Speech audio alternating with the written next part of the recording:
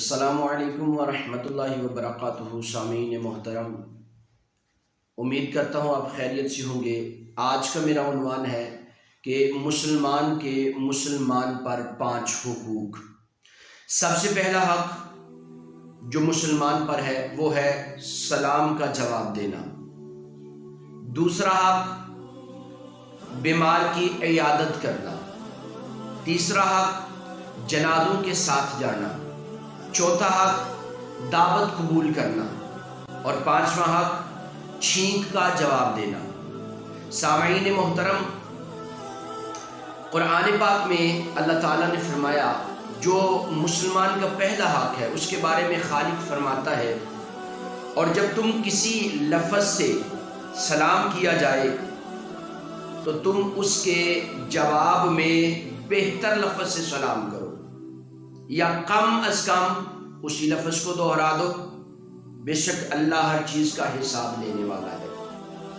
سامعین محترم، سلام کرنا سنت ہے اور اس کا جواب دینا فرض ہے۔ جواب میں افضل یہ ہے کہ اگر کوئی آپ کو سلام میں کہتا ہے السلام علیکم، تو آپ اس کے جواب میں وعلیکم السلام ورحمۃ اللہ کہیں۔ اگر آپ کو کوئی ورحمۃ اللہ کے اضافے سے سلام کرتا ہے تو آپ اس کے جواب میں وعلیکم السلام ورحمۃ اللہ وبرکاتہ کہیں۔ سامعین محترم، چند لوگ ایسے یا مقامات ایسے ہیں جہاں پر سلام کرنا جائز نہیں، جیسے کافر کو، گمراہ کو، فاسق کو، استنجا کرنے والے مسلمان کو، تاش پتے کھیلنے والے لوگوں کو، یا کچھ حرام کام کرنے والے لوگوں کو، یا کوئی شخص غسل خانے میں برہنہ ہو تو اس کو سلام نہیں کرنا چاہیے۔ سامعین محترم، کچھ لوگ ایسے ہیں کہ جن کو سلام کرنا ضروری ہے۔ مثلا آدمی اپنے گھر میں داخل ہو تو اپنی بیوی کو سلام کرے۔ بہتر یہ ہے کہ بہتر سواری والا کمتر سواری والے کو سلام کرے، اور کمتر سواری والا پیدل کو سلام کرے، اور پیدل چلنے والا جو ہے وہ بیٹھنے والے کو سلام کرے، اور چھوٹا بڑے کو سلام کرے، اور پھر اس کے بعد جہاں پہ تھوڑی تعداد ہو تو وہ جو آ کر زیادہ تعداد والوں کو سلام کرے۔ تو سامعین محترم، یہ پہلا حق جو ایک مسلمان کا دوسرے مسلمان پر ہے۔ دوسرا، اس کی عیادت کرنا۔ مسلمان جب مسلمان کی عیادت کو گیا تو واپس ہونے تک جنت کے پھل چننے میں رہا۔ دوسری روایت میں آتا ہے جو مسلمان کسی مسلمان کی عیادت کے لیے صبح کو گیا تو اس کے لیے شام تک، اور اگر شام کو گیا تو اس کے لیے صبح تک اللہ کے فرشتے استغفار کی دعا کرتے ہیں، اور اس کے لیے جنت میں ایک باغ ہوگا۔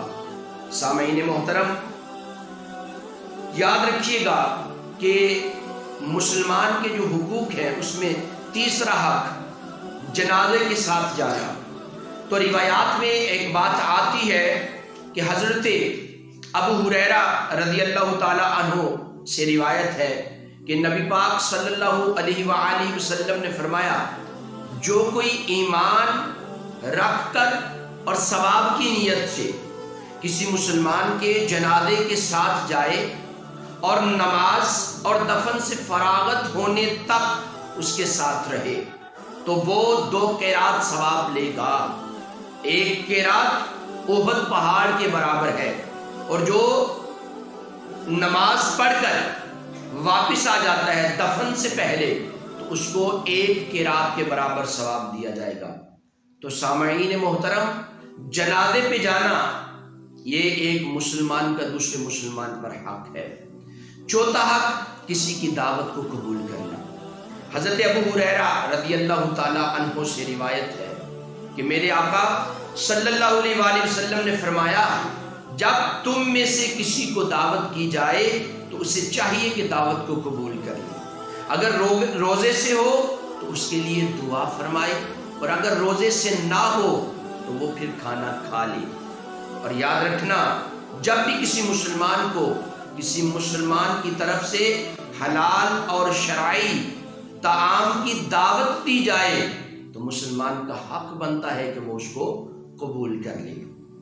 اور سامعین محترم، پانچواں حق جو اسلام نے ہمیں بتایا وہ ہے کہ اگر کسی مسلمان کو چھینک آئے، حضرت ابو ہریرہ رضی اللہ تعالیٰ عنہ سے روایت ہے کہ لجپال نبی صلی اللہ علیہ وآلہ وسلم نے ارشاد فرمایا کہ جب چھینک آئے تو چھینکنے والا الحمدللہ پڑھے، تو جس نے سنا وہ جواب میں یرحمک اللہ پڑھے، اور پھر اس کے جواب میں جس کے لیے پڑھا گیا وہ یہ آگے سے کہے کہ یہدیکم اللہ ویصلح بالکم۔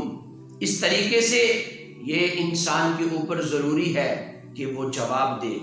تو سامعین محترم، یہ وہ 5 حقوق تھے جو ایک مسلمان کے دوسرے مسلمان پر لازم و ملزوم ہے۔